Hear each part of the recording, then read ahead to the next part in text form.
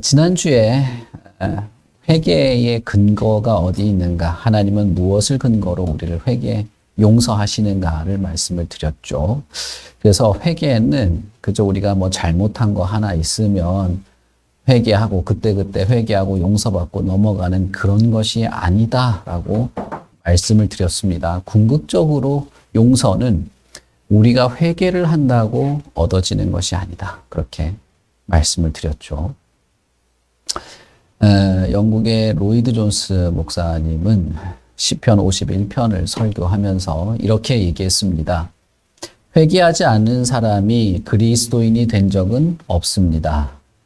당신의 삶에 회개의 특징이 나타나지 않는다면 그리스도인이라는 이름표를 떼어버리는 것이 낫습니다. 이렇게 말했습니다.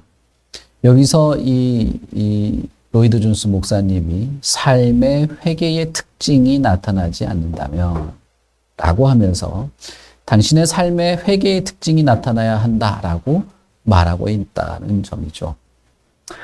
그러면서 회개는 성도의 삶과 연관된 것으로 말하고 있죠. 종교개혁자였던 루터도 오늘 우리가 읽었던 본문 마태복음 4장 17절을 인용하면서 이렇게 말합니다. 믿는 자의 삶 전체가 회개하는 삶이어야 함을 말씀하고 있는 것이다. 이렇게 말했습니다. 제가 지난주에 말씀드린 것처럼 보통 이렇게 교회에 출석하는 신자들이 회개에 대한 어떤 개념, 회개에 대한 어떤 이해는 이런 겁니다. 일주일 동안 자신의 삶을 살다가 예배 시작하기 전에 한 주간의 삶을 한번 생각하면서 죄를 고백하면서 용서해달라고 기도해보는 거. 그러면서 이제 가족들에게 화냈던 거, 부정한 생각을 했던 거, 거짓말 한번 했던 거, 원망하고 불평하고 뭐 이랬던 거, 짜증내면서 살았던 것들.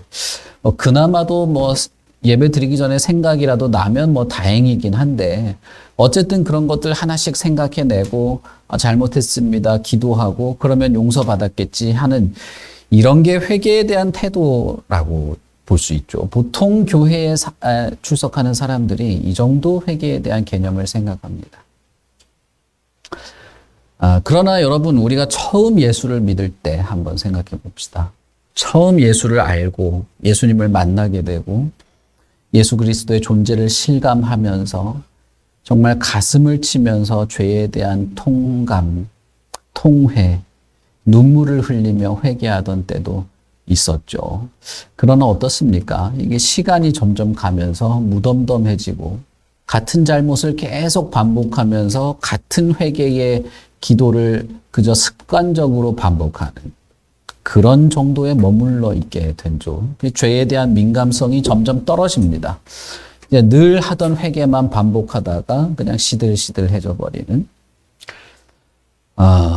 회개와 관련되어서 그런 사람들이 교회 안에는 정말 쌓여 있습니다. 그러나 여러분, 회개라고 하는 것은 그런 것이 전혀 아닙니다. 특히 여러분, 우리 지난주 말씀을 잘 이해하고 있으셔야 되는데요.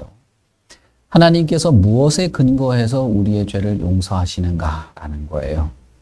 이것과 관련되어서 제가 방금 말씀드린 보통의 교인들이 회개에 대해서 가지고 있는 이렇게 메마르고 이렇게 왜곡된 태도가 잘못됐다는 것을 아셔야 됩니다. 이게 신학적으로 매우 중요한 것입니다. 우리가 회개했기 때문에 죄 용서를 받는 것이 아닙니다. 지난주에 제가 어떤 판사에 대해서 말씀드렸죠. 무슨 이 살인죄를 지었는데 판사한테 A4 용지로 반성문 3-4장 써내고 그냥 집행유예 받아서 나오는 이런 식의 일이 우리 사회에서 뉴스에 오르고 내리고 있는 이런 것들. 그래서 피해자가 내가 용서를 안 했는데 왜 판사가 용서하냐 이러면서 울부짖는 그런 내용들 말씀드렸죠. 이런 것은 정당한 용서가 될 수 없죠. 그것은 말도 안 되는 겁니다.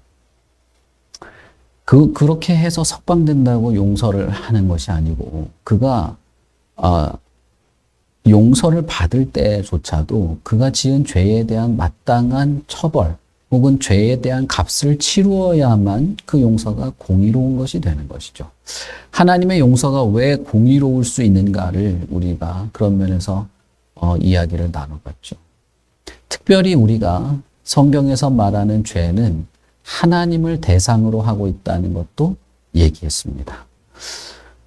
저와 여러분이 이 땅을 살아가면서 죄와 관련되어서 꼭 알아야 될 것 중에 하나는 여러분들이 가지고 있는 아무리 사소한 태도라 할지라도 그것은 하나님을 대상으로 삼고 있기 때문에 아주 중차대한 죄가 된다는 것입니다. 여러분, 역대기를 요즘에 우리가 읽고 있기는 합니다만 역대기에 이어지는 그 온갖 왕들을 한번 보십시오. 그 왕들이 성경에는 그가 악하다, 하나님 보시기에 악을 행했다라고 평가를 받는데 그 왕들이 무슨 법을 어겼거나 국고를 탕진했거나 그랬던 게 아니에요. 정치는 잘했습니다. 그러나 그들이 하나님을 대항하면서 살았기 때문에 성경에서는 악하다라고 평가하고 있는 것입니다. 하나님을 거절하고 일생을 자신의 뜻대로 살아가는 것을 죄인이라고 말하는 것이죠. 이렇게 하나님을 거절하는 것, 자신의 삶을 자신의 뜻대로 살아가는 것, 이것에 대한 형벌을 하나님은 영원한 죽음, 끝없는 죽음으로 내리십니다. 인간 안에 있는 이 집요한 악의 태도, 죄의 태도는 여러분 잘못했어요, 회개할게요 한다고 해서 해결되는 것이 아니에요. 물론 성경은 회개하면 누구나 용서를 받는다라고 말합니다. 그러나 우리가 용서를 받는 것은 저와 여러분이 회개의 행위를 했기 때문에 그것에 근거해서 용서를 받는 것이 아니다라는 것이에요. 우리가 용서를 받는 것은 예수께서 십자가에서 죄의 값을 치르셨기 때문입니다. 여러분이 용서를 받는 것은 예수님께서 여러분의 죄를 대신하여서, 이것을 우리는 대속이라고 말합니다. 대신해서 속죄하였기 때문입니다. 나의 죄에 대한 형벌, 내 죄에 대한 영원한 죽음이라고 하는 형벌을 그가 대신 치르셨기 때문에 우리가 용서를 받게 되는 것입니다. 확실히 알아야 될 것이 이것입니다. 예수 그리스도께서 십자가에서 하나님의 백성의 죄 전체에 대한 형벌을 단번에 받으셨다는 점이에요. 제가 여기서 지금 드리는 이 설명은 다 신학적인 표현이고 이 단어들도 다 신학적인 것이어서 이 단어들도 여러분들 잘 알아두셔야 됩니다. 그러니까 속죄 혹은 대속, 단번에 뭐 이런 식의 표현이에요. 2000년 전에 하나님은 자신의 백성들을 사랑하시고 그들의 모든 죄에 대한 형벌과 진노를 자신의 아들인 예수 그리스도에게 쏟아 부으셨습니다. 그것이 십자가의 형벌이에요. 따라서 예수 그리스도를 믿는 자들, 예수 그리스도를 믿는 참된 믿음을 가진 자들은 하나님으로부터 받을 형벌이 없습니다. 이것은 내가 완전 무결한 상태가 되었다는 것을 말하는 것이 아닙니다. 여러분들 나중에 이제 조직 신학하면서 신분과 상태에 대해서 여러분들 좀 배우실 텐데, 내 죄가 원래 없던 상태가 되었다는 걸 말하는 게 아니에요. 이것은 법적으로 하나님께서 너가 받을 벌이 이미 치루어졌기 때문에 너는 법적으로 더 이상 형벌을 받지 않아도 된다라고 하는 것을 말한 것입니다. 무슨 말씀인지 아시겠죠? 내가 벌금을 내야 되는데 우리 어머니가, 부모님이 대신해서 벌금을 내줬어요. 그러면 나는 벌금을 내지 않아도 되는 거죠. 그렇다고 내가 잘못하지 않았다는 뜻이 아니에요. 법적으로 하나님께서 죄인을 향한 형벌을 나에게 이제는 하시지 않는다는 것입니다. 왜냐하면 그 형벌이 이미 치루어졌기 때문인 것입니다. 여러분, 이걸 잘 기억하셔야 됩니다. 여기에서 많은 사람들이 오해에 빠지고 회개도 엉터리가 돼요. 결국 그리스도가 죽으심으로 하나님의 구원받은 백성들이 받아야 할 모든 형벌이 다 치루어졌고, 그러므로 구원받은 백성들은 하나님께 이제 받아들여질 만한, 하나님께 인정받을 만한 공로를 누릴 수 있게 된 것입니다. 이 모든 것이 예수께서 십자가에 죽으심으로써, 부활하심으로써 이루어진 공로입니다. 그런데 이 공로, 이 대신 치룬 것, 그리고 하나님께 받아들여질 만한 공로를 얻게 되는 이것을 실제로 내가 누리기 위해서는 각 개인이 예수 그리스도를 믿고 회개함으로써 그리스도께 나아가야 합니다. 이것을 우리는 회심이라고 불러요. 아주 회심을 제가 앞으로 회심에 대해서 설명을 몇 번 하겠지만 일단 기본적으로는 이것입니다. 여러분 우리 거듭남에 대한 책 읽으셨죠? 여러분 진짜 생각이 안 나거나 이해가 좀 잘 안 되면 그 책 다시 읽어보십시오. 내가 회심했습니다. 난 회심했습니다. 라고 말할 때는 이 두 가지 요소가 반드시 있습니다. 거듭난 자가 예수 그리스도를 믿고 최초로 그리스도께 자신을 회개할 때에 우리는 그것을 회심이라고 말합니다. 믿음으로 그리고 회개함으로 그리스도께 나아갈 때 그렇게 예수 그리스도를 믿는 각 개인은 그리스도가 십자가와 부활로 나의 죄를 다 대신 치루셨고 나의 생명이 된다는 사실을 인정하고 믿는 겁니다. 그래서 내가 받아야 할 죄, 내가 하나님 앞에서 가지고 있는 이 죄를 그리스도께서 대신 치루셨다는 사실에 감사하면서도 부끄러운 마음으로 회개를 하게 됩니다. 그럴 때 그런 마음과 회개를 하는 자에게 하나님은 예수 그리스도가 십자가에서 성취하신 공로, 죄를 모두 값을 치르고 하나님께 받아들여지는 이 공로를 그에게도 적용시키십니다. 예수를 믿는 자들에게 적용시킨다 이 말이에요. 그 순간 예수 그리스도를 믿고 회개하는 자, 그러니까 예수 그리스도를 믿고 이렇게 최초의 회개를 하는 것이겠죠. 그에게는 과거와 현재와 미래의 모든 죄가 속하여지게 되는 것입니다. 그리고 하나님께서는 그를 아들로 받아들여 주십니다. 하나님은 기쁘게 그를 이제 죄의 값이 치루어졌다고 선언하실 뿐 아니라 하나님의 자녀로 인정해 주시고 그리스도의 신부로 받아들여 주시고 하나님의 시민으로 받아들여 주십니다. 무슨 말인지 아시겠죠? 이것이 다 법정적 행위라는 거예요. 하나님의 법정에서 행해지는 일이다 이 말입니다. 그래서 하나님께서 예수 그리스도를 믿는 자, 그리고 참된 회개를 하는 자, 그에게 베풀어 주시는 이 일들을 하나의 권세로 성경은 설명합니다.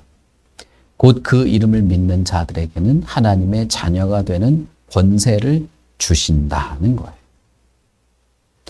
여기서 많은 사람들이 심각한 오해에 빠집니다. 그것은 뭐냐면 예수 그리스도를 믿고 회개하는 자에게 정말 자신이 죄인이라는 것을 통감하고 나 때문에 그리스도께서 죽으셨다는 것을 알고 자신의 죄를 용서를 구하는 자에게 과거와 현재와 미래의 모든 죄까지 이미 그 순간에 용서를 받는다는 이 하나님의 용서, 그리스도의 대속을 어떻게 오해를 하느냐 하면 앞으로 내가 지을 모든 죄는 내가 회개 기도만 하기만 하면 용서받을 수 있어 라고 착각하는 경우가 있어요. 베드로 사도는 이렇게 말합니다. 베드로전서 1장 18절부터 19절에 너희가 알거니와 우리 조상이 물려준 헛된 행실에서 대속함을 받은 것은 은이나 금같이 없어질 것으로 된 것이 아니고 오직 흠없고 점없는 어린 양 같은 그리스도의 보배로운 피로 된 것이다 라고 말합니다. 지금도 저와 여러분이 용서를 하나님으로부터 지속적으로 받는 것은 예수 그리스도께서 십자가에서 대신 죽으셨기 때문입니다. 내가 무슨 헌금을 많이 하고 기도를 열렬하게 하고 가슴을 치고 막 이랬다고 하나님이 감동해서 됐어. 그 정도면 됐어. 이게 아니다 이 말입니다. 저와 여러분은 지금도 예수 그리스도가 나를 대신하여 죽으셨다. 나의 죄의 값을 치르셨다는 것을 의지해서 용서를 받는 것입니다. 이것을 잘 하셔야 됩니다. 그리고 두 번째 오해가 있는데 내가 예수를 믿을 때 그때 내가 회개하는 거는 내가 구원받는 그런 어떤 용서를 받는 것이고 앞으로 내가 지속적으로 살아가면서 죄를 짓고 이렇게 잘못을 할 때가 있는데 그때는 내가 회개해야만 용서받는다 생각하는 거예요. 정말 많은 교회의 사람들이 이런 식으로 생각해요. 그래서 최초로 회개했을 때 그러니까 회심할 때 그때는 예수 그리스도의 십자가를 통해서 지금까지 살아오던 모든 죄와 내가 하나님을 알지 못하고 살던 그 인생의 죄를 다 용서받지만 이제 새 출발하지만 이제부터 짓는 죄는 내가 회개해야 용서받는다. 이렇게 생각하는 겁니다. 진짜 많은 사람들이 이렇게 생각합니다. 그러나 성경에는 전혀 그런 말이 없어요. 여러분 마찬가지로 우리가 앞으로 살아가면서 짓는 죄조차도 그리스도의 공로로 용서받는 것입니다. 무슨 말인지 아시겠죠? 예수 그리스도의 공로를 아무것도 아닌 것처럼 취급해버리는 이런 식의 오해를 해서는 안 됩니다. 히브리서 10장 10절에 바울 사도는 이렇게 말합니다. 예수 그리스도의 몸을 단번에 들이심으로 말미암아 우리가 거룩함을 얻었노라. 다시 강조해서 말씀드리자면 예수 그리스도의 십자가에서 우리는 실제로 죄를 다 속함 받았습니다. 그러니 우리가 또다시 속죄를 할 필요가 없어요. 십자가에서 우리가 지은 모든 죄, 과거의 죄, 지금 우리가 짓는 죄, 미래에 지을 죄까지 다 속함을 받은 것입니다. 속죄와 회개는 다른 겁니다. 속죄는 오직 예수 그리스도 안에서 이루어진 것이에요. 세 번째 오해가 있습니다. 주로 이단들이 주장하는 것들인데 우리의 과거와 현재와 미래의 모든 죄가 사하여졌기 때문에 더 이상 회개할 필요가 없다. 혹은 더 이상 나는 죄를 짓지 않는다라고 생각하는 겁니다. 이게 이제 구원파라는 이단들이 주장하는 것이고 이 구원파라는 이단으로부터 영향받은 수많은 이단들이 이렇게 주장합니다. 그래서 처음 내가 회개할 때, 회심할 때 예수 그리스도의 속죄의 공로로 내 모든 죄가 사함을 받았으니 이제부터 내가 회개할 때는 오히려 내가 믿음이 없는 거 아니야? 예수 그리스도의 속죄에 대한 믿음이 없는 거 아니야? 나는 더 이상 회개할 필요가 없네 라고 생각하는 이 이단 사상들입니다. 여러분 이런 오해들이 우리 안에 있어요. 그러나 우리가 지난주 그 전주에도 살펴본 것처럼 하나님은 회개를 기뻐하십니다. 그리고 회개하고 돌이키는 것들을 원하시고 그렇게 할 때 하나님은 그를 오히려 죄인이라도 악인이라도 나는 죽는 걸 기뻐하지 않는다고 말씀하시죠. 우리가 본문을 다시 한번 생각해 봅시다. 예수님께서 회개하라라고 말했을 때 그것은 회개 기도 한번 해라. 너희들 잘못한 거 리스트 뽑아가지고 그거 하나하나 용서를 빌어라. 라는 의미가 아닙니다. 세례 요한도 예수님과 동일한 메시지를 전했죠. 천국이 가까이 온다. 예수님은 천국이 왔다라고 말하지만 그때 그 천국은 예수님 자신을 말하는 거예요. 어쨌든 세례 요한도 똑같이 말해요. 천국이 가까이 온다. 회개하라라고 말할 때 사람들이 세례 요한에게 어떻게 말합니까? 나 회개 기도하고 왔어요. 이렇게 말하지 않아요. 누가복음 3장에 보면 누가복음 3장 10절부터 보면 사람들이 이렇게 말합니다. 회개하라고요? 무리가 물어 이르되 그러면 우리가 무엇을 하리까? 이렇게 물어봐요. 그때 세례 요한은 이렇게 대답합니다. 대답하여 이르되 옷 2벌 있는 자는 옷 없는 자에게 나눠줄 것이요 먹을 것이 있는 자도 그렇게 할 것이니라 하고 세리들도 세례를 받고자 하여 와서 이르되 선생이여 우리는 무엇을 하리까 하매 이르되 부과된 것 외에는 거두지 말라 하고 군인들도 물어 이르되 우리는 무엇을 하리까 하매 이르되 사람에게서 강탈하지 말며 거짓으로 고발하지 말고 받는 급료를 족한 줄로 알라 이렇게 말해요. 여러분, 이상하지 않습니까? 만약에 현대교회에서 누군가 회개하라, 천국이 가까이 왔다 했다면 아마 눈 감고 회개기도, 내가 뭘 잘못했지? 회개 이거 해결해야 될 게 뭐지? 회개기도부터 생각했을지 몰라요. 그러나 여러분, 이 메시지를 들었던 그 당시 사람들은 무엇을 해야 됩니까? 세리들도 와서 뭘 하면 좋겠습니까? 군인들도 와서 뭘 하면 좋겠습니까? 이렇게 물어봤어요. 회개하라는 세례 요한의 말을 듣고 사람들은 골방에 들어가서 회개 기도하고 옷을 찢고 이런 것부터 하지 않았습니다. 그들의 탐욕과 이기심이라고 하는 그 악에서부터 돌이켜서 하나님의 선하신 뜻대로 살아가도록 권면을 받았어요. 그리고 세리나 군인 같은 사람들도 자신의 상황에서 어떻게 살아가면 좋을지를 물어봅니다. 여러분, 무슨 말씀을 드리려고 하는지 아시겠죠? 회개는 마음과 삶을 돌이켜서 거룩한 삶을 이어가는 것이다 라고 할 수 있겠습니다. 지난주에 제가 말씀을 못 드렸는데 회개의 근거가 있으면, 용서의 근거가 있으면 그 용서의 목적이 있는 것입니다. 그러면 여러분, 회개에도 근거가 있죠. 우리의 회개에도 근거가 있어요. 그것이 예수 그리스도입니다. 하나님의 용서의 근거도 예수 그리스도에게 있습니다. 그런데 하나님이 용서하는 목적이 있고 우리도 회개하는 목적이 있는 겁니다.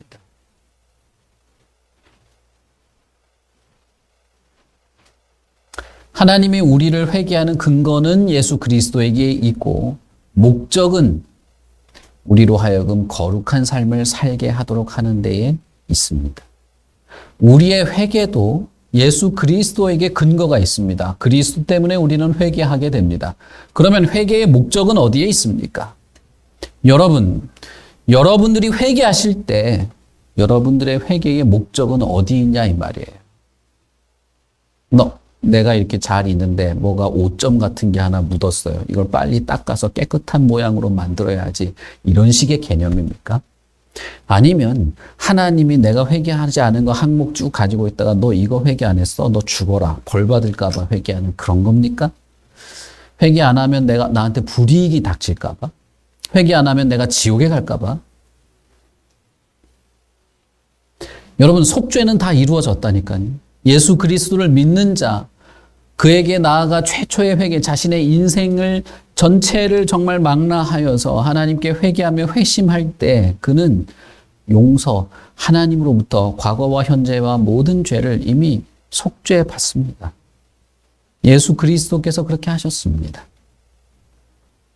그렇기 때문에 그 이후에 우리에게 있어서 회개는 그리스도의 대속을 요구하는 것이라기보다는 회개의 목적은 우리에게도 마음과 삶을 돌이켜서 거룩한 삶을 이어가는 것이 우리 회개의 목적이 되는 것입니다. 용서와 회개의 목적은 거룩에 있습니다. 레위기 11장 45절에 보면 하나님이 이렇게 말합니다. 나는 너희의 하나님이 되려고 너희를 애굽 땅에서 인도하여 낸 여호와라. 내가 거룩하니 너희도 거룩하라 라고 말해요. 하나님이 이스라엘을 애굽에서 이끌어낼 때 하나님은 그들에게 말한 것이 너희는 거룩하라는 거예요.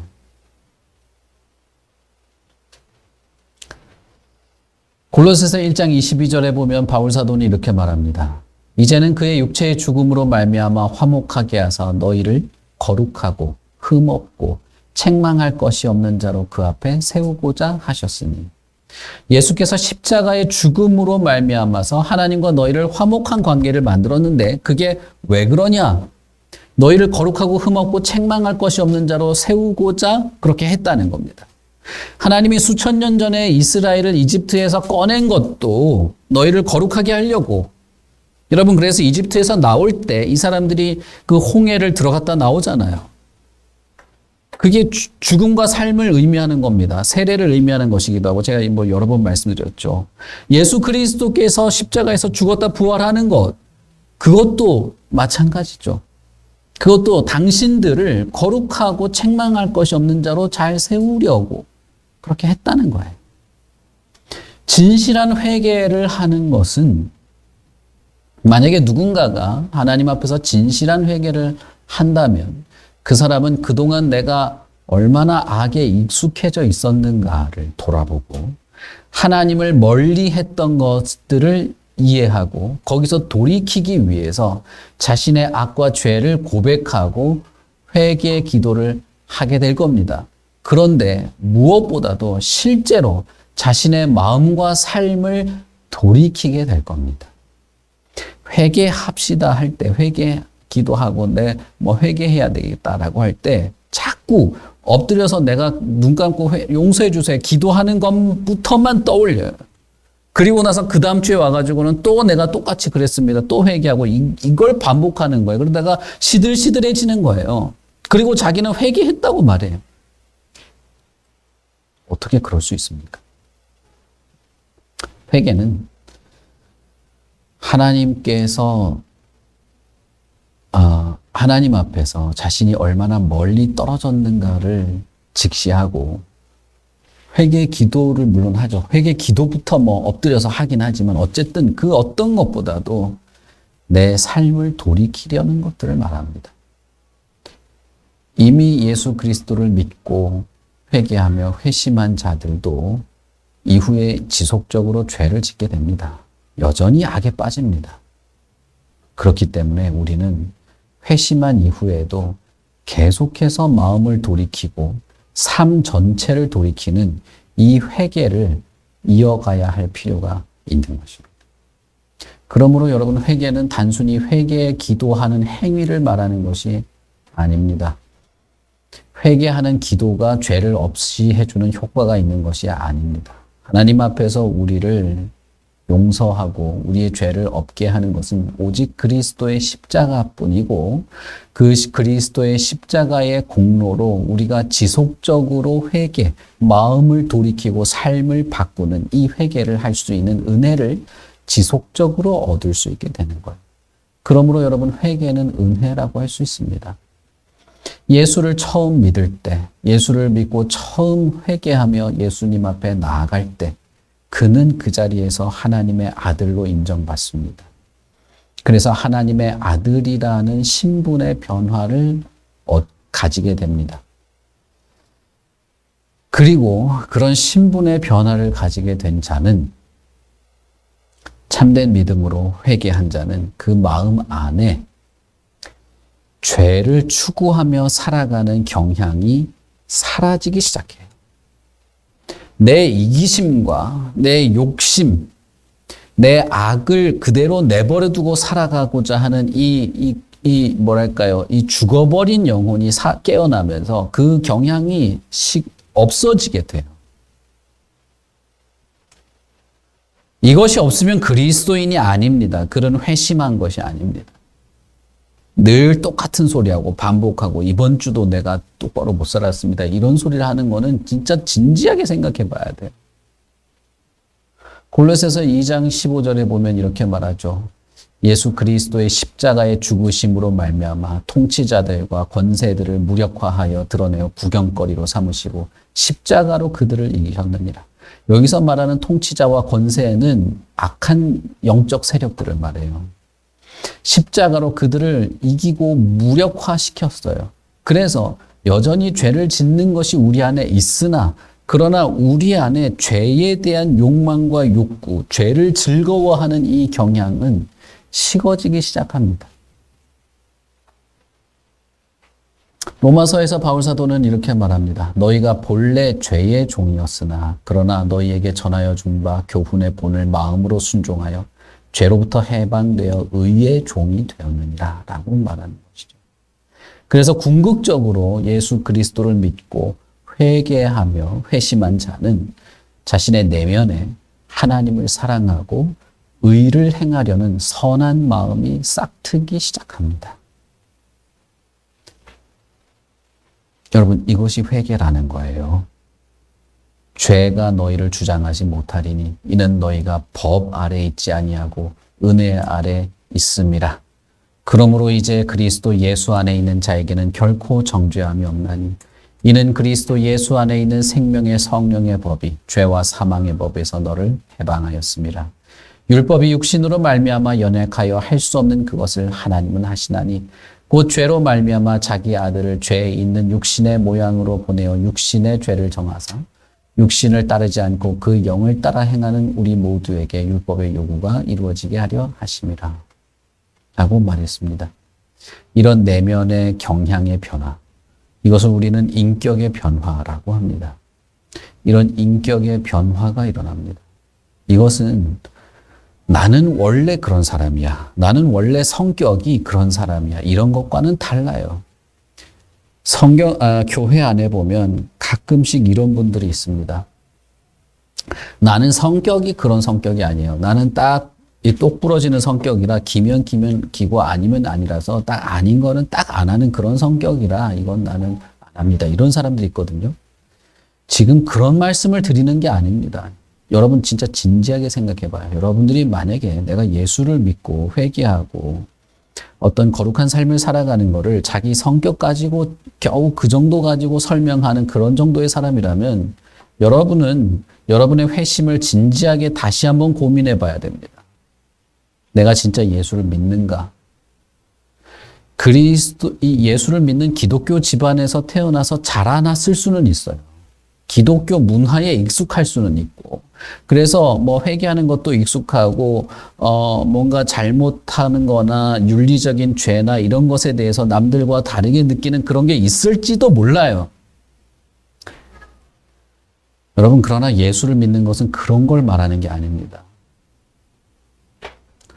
예수를 믿고 그가 나의 죄를 용서하시는 대속의 죽으셨다는 것을 믿고 그 앞에서 나의 죄 때문에 죽으신 그분 앞에서 진짜 나라고 하는 존재의 죄를 고백하고 회개하는 자는 인격의 변화가 시작됩니다. 그는 하나님의 아들로 인정받아요. 그래서 지금 당장 눈에 드러나지 않을진 몰라도 이 인격의 변화 속에서 하나님을 사랑하는 것, 죄를 싫어하는 경향성이 시작돼요. 그래서 내가 그럴듯한 사람이라서 죄를 짓지 않거나 다른 사람의 눈이 부끄러워서 죄를 짓지 않거나 그런 게 아닙니다. 일단 기본적으로 내가 죄를 짓는 것 자체가 싫어. 그래서 짓지 않고 그걸 혐오스럽게 생각하고 추하게 느끼는 것이 시작될 뿐 아니라 하나님을 사랑하기 때문에 내가 사랑하는 하나님이 싫어하는 일을 하고 싶지 않은 것이 훨씬 더 크게 다가와요. 여러분, 이게 회개다 이 말입니다. 이런 마음이 이어지고 이런 삶의 태도가 이어지고 이것이 더 온전하게 되고 더 선명하게 드러나게 되는 이 과정, 이것이 회개예요. 여기에 우리는 우리의 마음을 항상 이렇게 조심스럽게 내가 정말 그러한가를 살펴야 됩니다. 입으로는 뭔가 떠벌리고 회개 기도한답시고 뭔가는 뭐 어쩌고저쩌고 말할지 몰라도 실제로는 내 마음의 방향을 그리로 가게 하기 위해서 정말 피 흘리기까지 나를 쳐서 굴복시키는 일을 하지도 않는다면 그는 거짓말하는 자입니다. 하나님을 농락하고 싶어 하는 거예요. 아담이 그랬거든요. 그러나 그럼에도 불구하고 신자들은 그런 인격의 변화와 경향성이 시작됨에도 불구하고 여전히 죄를 범할 수 있습니다.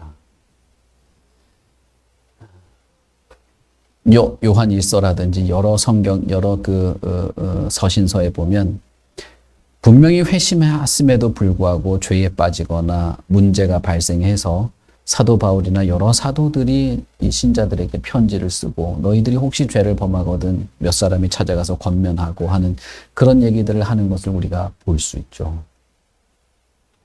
그럼에도 불구하고 우리에게는 죄의 욕구들이 여전히 남아 있긴 하다는 것입니다. 그러나 그럼에도 불구하고 여러분, 우리에겐 더 이상 정죄가 없습니다. 우리에게는 더 이상 정죄는 없어요. 하나님이 너 회개하기 전과 똑같네. 예수 믿기 전과 똑같이 죄 지었네. 너 그럼 지옥. 이러지 않으신다 이 말입니다.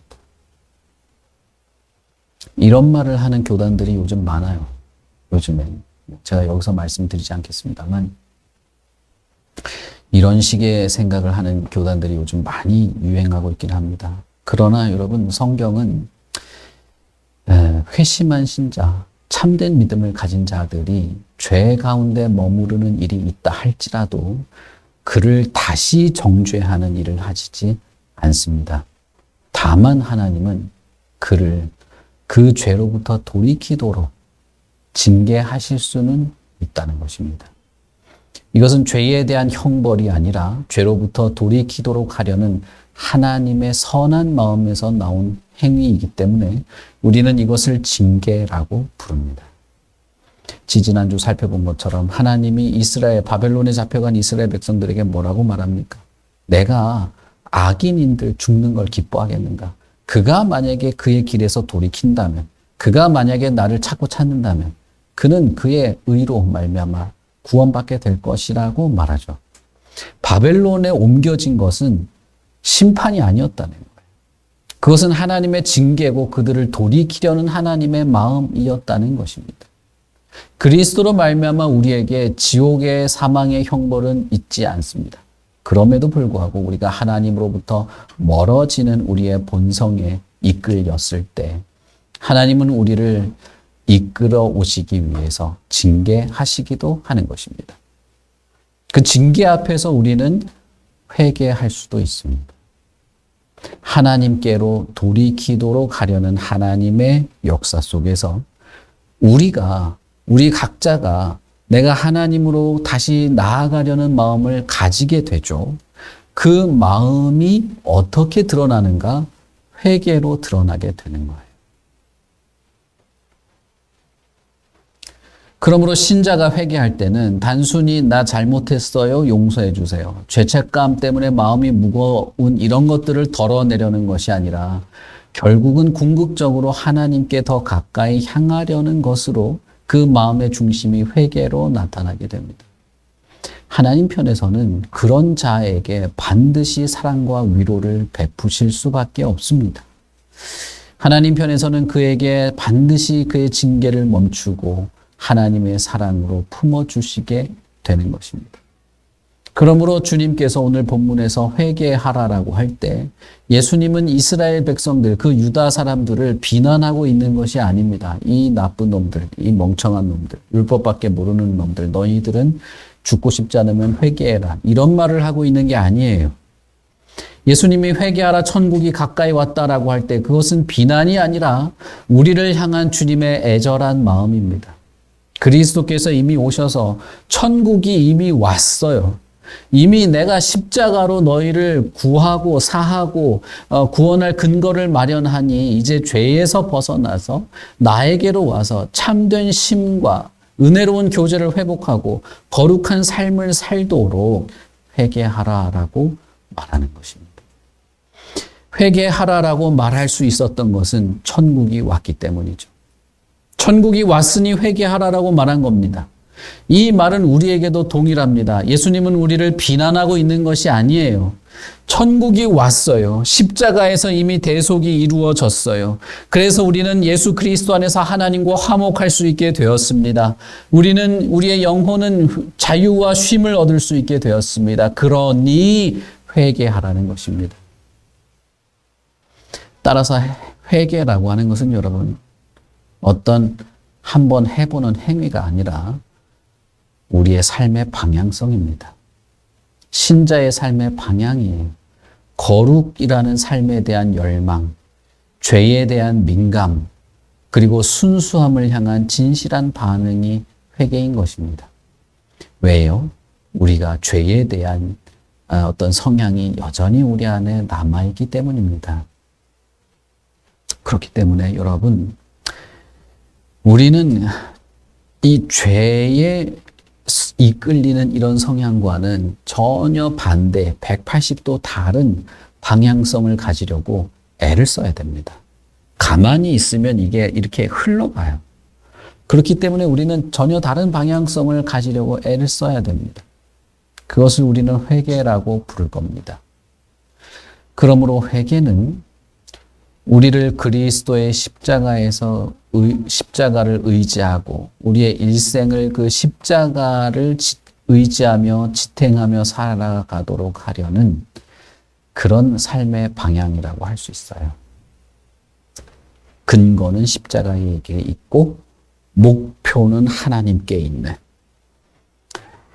이런 거룩한 삶의 방향을 우리는 회개라고 말할 수 있는 것입니다. 사실상 우리는 어디에서 어디로 구원받았는가 하면 죄와 사망으로부터 회개와 거룩으로 구원받은 겁니다. 예수를 믿는다는 것은 회개하는 삶을 살아가도록 구원받은 거예요. 여러분, 거룩이란 것은 무엇입니까? 거룩은 구별되었다는 뜻이죠. 세상과는 구별되었다는 겁니다. 우리의 믿음, 우리의 승리는 무엇입니까? 예수를 믿는 믿음이다. 오직 하나님으로부터 난 자는 무엇을 이깁니까?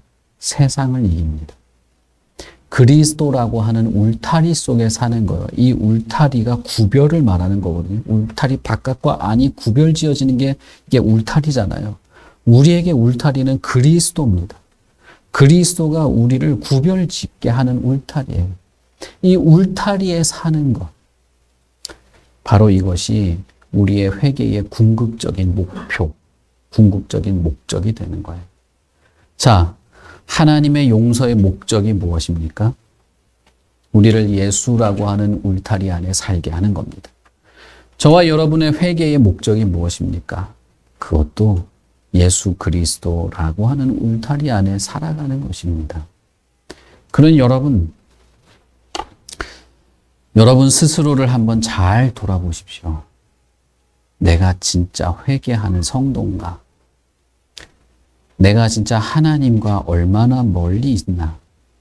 멀리 있어도 사실은 상관이 없어요. 방향이 하나님을 향하여만 있으면 그는 문제가 없습니다.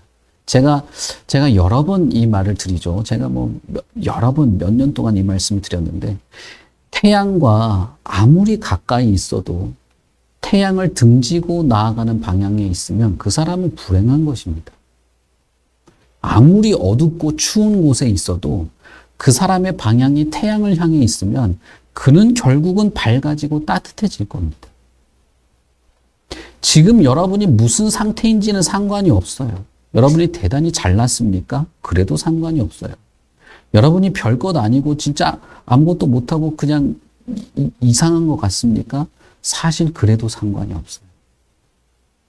회개의 삶이 있다면 상관이 없다는 거예요. 내 마음을 어떻게든 하나님께 향해 보려고 하는 그 회개가 있다면 그는 하나님의 사랑과 위로를 누립니다. 왜냐하면 예수 그리스도의 십자가 안에서 이미 이것이 우리의 속죄가 이미 이루어졌기 때문이에요. 그러므로 여러분, 저는 두 가지를 여러분에게 말씀드릴 겁니다. 앞으로 제가 이걸 몇 개월이나 할지 모르지만 어쨌든 하는 동안에 내내 말씀드릴 텐데, 하나는 예수 그리스도를 믿으시라는 겁니다. 그리스도를 믿고 회개하고 회심하라는 거예요. 내가 뭘 회개해야 되는데요? 그리스도를 믿지 않고 내 인생을 내 주관으로 살아간 것, 하나님과 동떨어진 인생을 추구했던 것, 하나님을 미워한 것, 내가 죄인인 줄 모르고 살아온 것, 내가 그리스도가 죽어야 할 만큼 큰 죄가 내게 있다는 것을 모르고 있었던 것.